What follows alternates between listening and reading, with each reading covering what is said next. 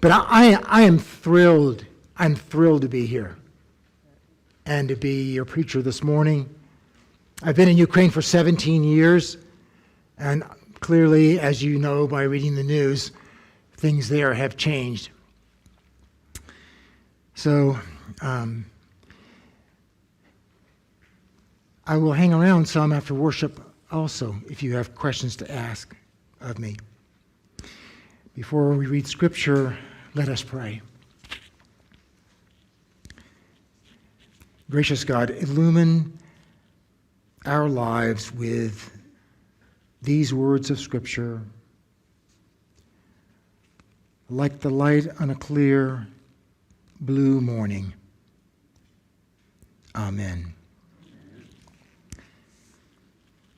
Psalm 46. God is our refuge and strength, a very present help in times of trouble. Therefore we will not fear, though the earth should change, though the mountains shake in the heart of the sea, though its waters roar and foam, though the mountains tremble with its tumult. There is a river whose streams make glad the city of God, the holy habitation of the Most High. God is in the midst of the city. It shall not be moved. God will help it when the morning dawns. The nations are in an uproar. The kingdoms totter. He utters his voice. The earth melts. The Lord of hosts is with us. The God of Jacob is our refuge. Come, behold the works of the Lord. See what desolations he has brought on the earth. He makes wars to cease to the end of the earth. He breaks the bow and shatters the spear. He burns the shields with fire. Be still and know that I am God. I am exalted among the nations. I am exalted in the earth. The Lord of hosts is with us. The God of Jacob is our refuge. And from the Gospel of Mark. But in those days, after that suffering, the sun will be darkened, and the moon will not give its light. And the stars will be falling from the heavens, and the powers in the heavens will be shaken. Then they will see the Son of Man coming in clouds with great power and glory. The word of the Lord. Thanks be to God.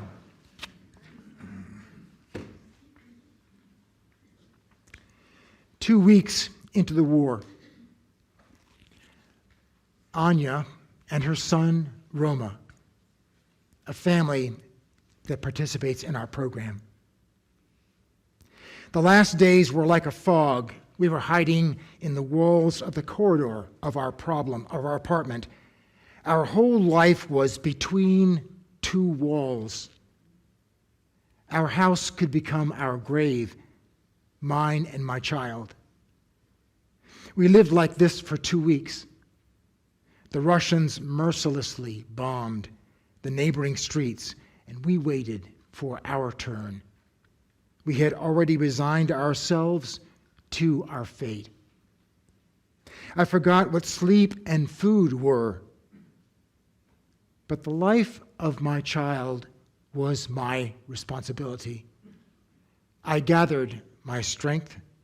I took all we needed in one suitcase, and then a taxi, out the window of which I saw crazy destruction of houses, roads, missiles sticking up out of the asphalt in the city center, checkpoints, military equipment, the whole city covered in snow. Yet I still did not understand that this was the last thing that would remain in my memory of home. May 2022, Andre Bondar. I will remember for the rest of my life a fragment of an interview with a Soviet officer in Afghanistan.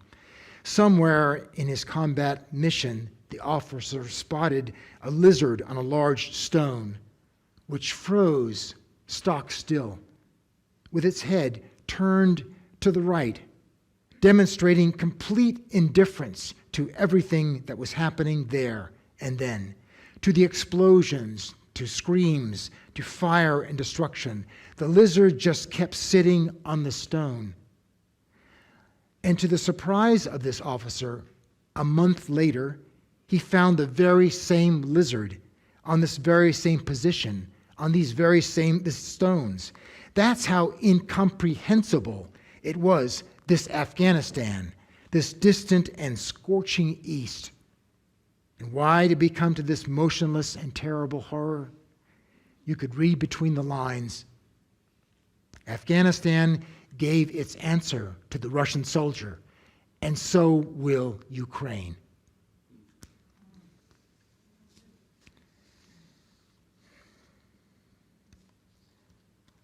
I'm introducing you to the words and the feelings and the sufferings of the people of Ukraine, those for whom the moon will not give its light, for whom the stars are falling.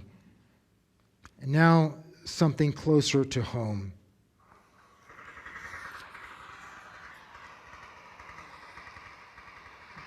This is a video I made of myself in a drone strike.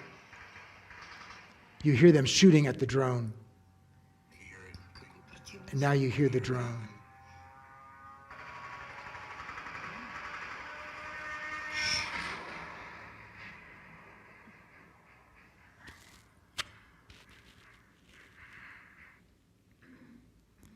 A friend asked me, was there a moment in that video when you were afraid? First, you never believe it will be you.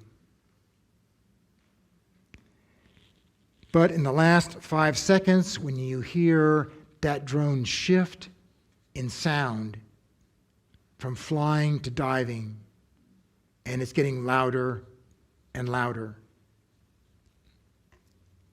you think, it could be me.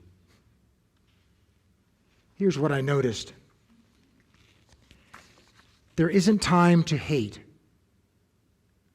or time to think of words you can put together to say at that moment to someone you love.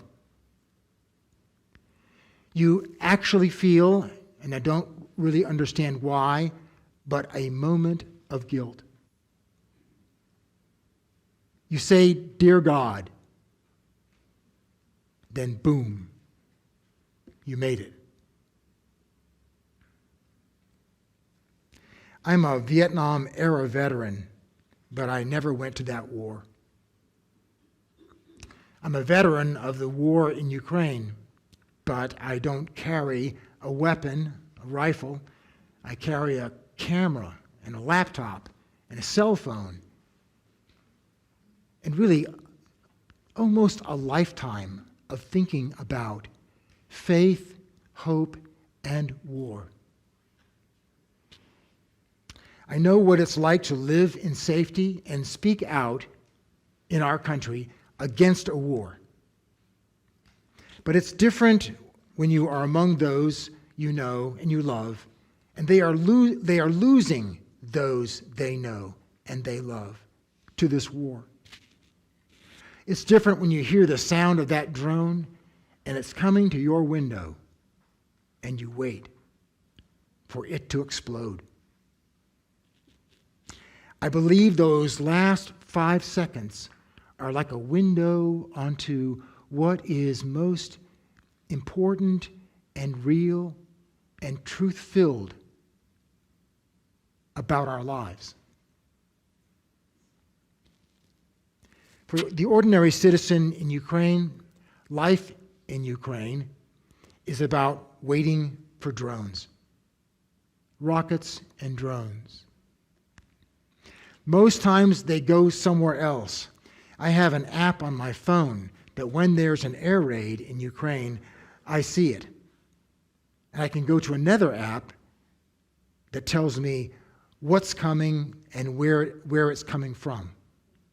So I can follow these drones right up until they get to where we are.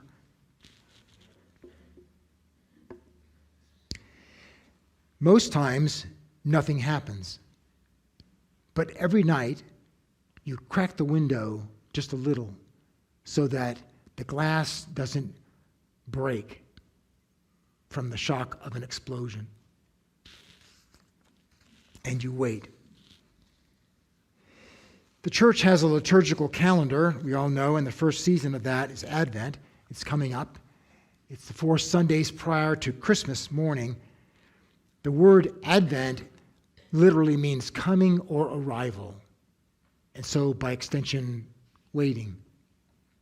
And the first Sunday of Advent carries a dual message. It's about darkness and light. It's about judgment and hope. The biblical text for that Sunday points to the end of the world. The sun will be darkened. The moon will not give its light. The stars will fall from the sky, and the heavenly bodies will be shaken. We preachers begin that Sunday most often with stories of or looking toward the end of the world. And then we end the sermon with the beginning of hope, the birth of the Christ child. Frederick Buechner wrote of Advent, "What is coming upon the world is the light of the world. That is the comfort of it.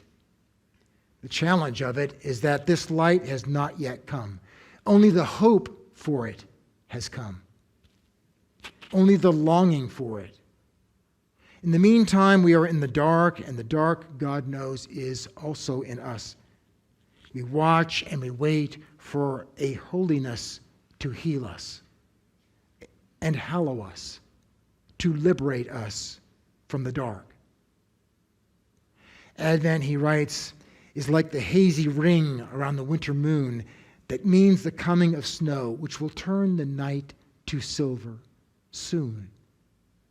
But for the time being, our time, darkness is where we live. Life in Ukraine is like Advent.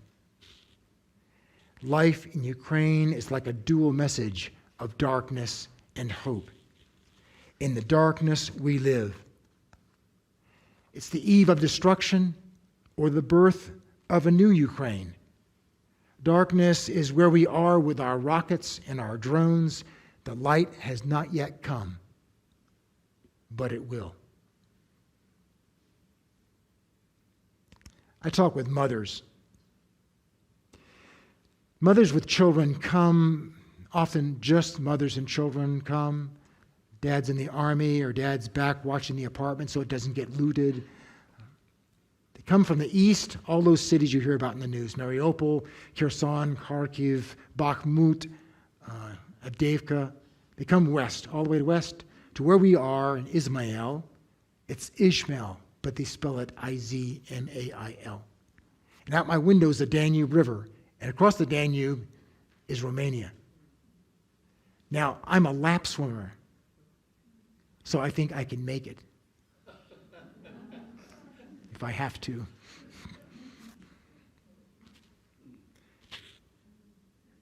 They tell me stories. In my brother's house, 3 Russian soldiers took over, moved in. They asked, "Why does he have 3 TVs? And what's a microwave?" A mother and child in line ahead of me had different last names. They took the child away. A family had been evacuated. They thought they were free. They did not stop in time for the next checkpoint. They were all shot and killed, 4 adults and a 1-year-old baby. Russian soldiers broke into my grandmother's apartment, and they lived in it. And they stole my grandmother's food and her blankets and her socks, and they went to the toilet in a bowl, even though there was a bathroom. A Russian soldier asked me, "Why are you leaving?" And I replied, my daughter graduated and we want the diploma. Why do you need a diploma? When Russians occupy a city, some banks get closed, Russian ones open. The currency has changed from the Ukrainian hryvnia to the Russian ruble. History books are changed. Only Russian language is taught. Buildings get renamed, heroes get renamed. This is what is arriving. This is the terror that is arriving. This is how stars are falling from the heavens.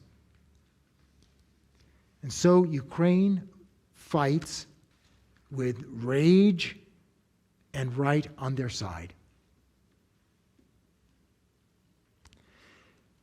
In our own lives, most times, nothing happens. We all know about car accidents. Hurricanes come and go. We read about global warming. Hawaii is on fire. The ice caps are melting. There are shootings and more shootings, but you never believe it will be you. Americans live with these dull messages of dread on the one hand and American optimism on the other. The rest of the world, if you've traveled, knows about American optimism. It's in all our books and all our movies. Ukraine wasn't taught that.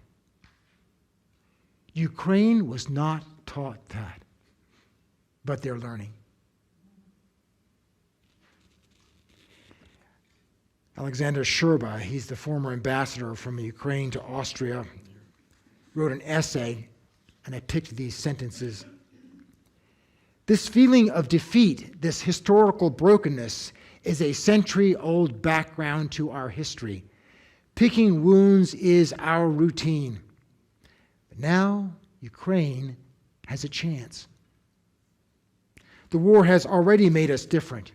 This epic drama, this heroic resistance of Ukrainian David against the Russian Goliath has taught us that there are things bigger than vanity.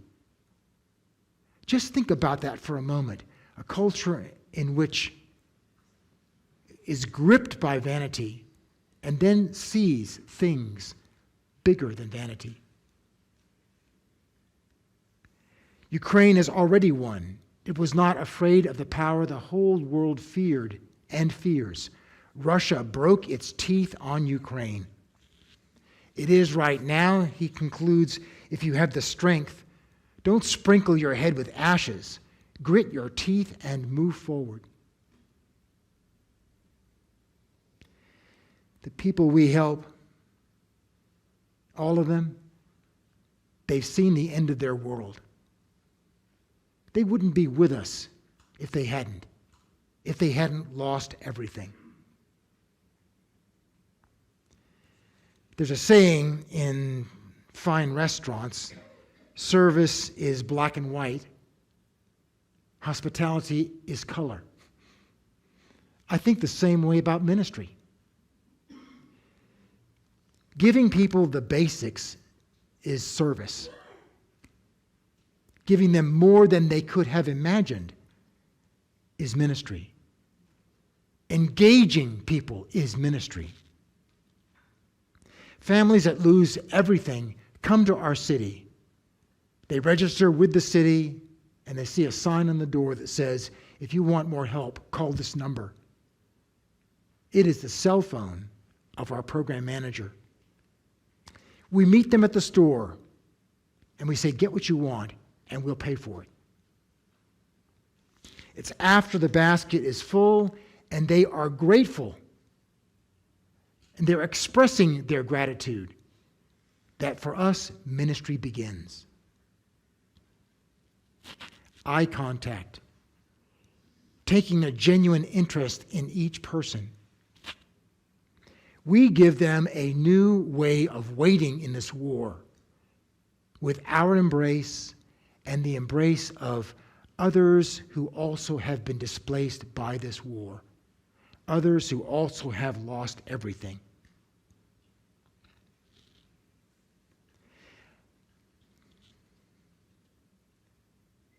All it takes for something extraordinary to happen is one person with enthusiasm. And the extraordinary thing that happens is that mothers fall in love with other mothers and their children. And children fall in love with other children and their mothers. People forget what you said and forget what you did, but they never forget the way you made them feel. And we are shaping the memories and the feelings these families will have of this war. For people in Ukraine, wounded in body and heart and soul, it's not easy. And I think for all of us, it's not easy. The human desire to be taken care of never goes away.